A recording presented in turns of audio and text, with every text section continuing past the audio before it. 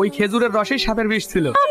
ভয়ের কিছু নেই, আমরা ওয়াশ করে দিয়েছি, ঘন্টাখানিকের মধ্যেই সুস্থ হয়ে যাবে। সব কিছু উস্তাদ, তুই জানিস না নাকি পাটঠেলি করে মোহনা ধারে পড়ে থাকে, কুকুরের মুখ দেখে কিসে মুখ দেয়। কৃষ্ণমিছে বাবু, তোর শরীর এখন কেমন আছে? ভালো। আমরা আসছি মধু, তুই কোনো টেনশন করিস না। তোমাদেরকে এত রাতে আসতে হবে না। ওখানে হাসপাতালে পড়ে আছে আর আমরা বাড়িতে বসে থাকবো। আর কাজ ঝুঁকেনে আমি একদম সুস্থ।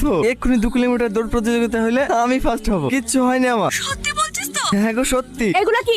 ও তো বিশ্বাস করো কেন আমাকে? আমি কি তোমাকে তুই অন্য কারোর সাথে প্রেম করে বেড়াইছি? কি করে বলছি? ভাতা তো ঘরে ভর্তিস। প্রেম করছো না কি করছো তা তো আর আমি দেখতে পাচ্ছিনি। তোমার চিন্তা ভাবনা এত নোংরা, তুমি আমাকে এত খারাপ ভাবো? বেশি নাটক মারাস, আমি কিছু জানি না। কাল 2 বোনের ছোড়াকে বগলে ভরে মাঠ ঘুরে ঘুরে লিবার আসলি, আমি কিছু শুনিনি। ছি, আমার মতো মানুষকে আমি ভালোবেসেছিলাম। এই মুখ সামনে কথা বলবি। তোর মতো মেয়ে এই রাজার পিছনে হাজারটা পড়ে থাকে, বাড়িতে ভাতার এসছে যা ভাতার লিপরে থাকা। ব্রেকআপ। আচ্ছা আকাশ, তুমি আমাকে ভালোবাসো? কি পাগলের মতো কথা, এবার নতুন করে বলার কি আছে? বলো না। ভালোবাসা কোনো পরিমাপ হয় কিনা তা আমার জানা নেই। ভালোবাসা বলতে আমি শুধু তোমাকেই বুঝি। আপনার সাথে কি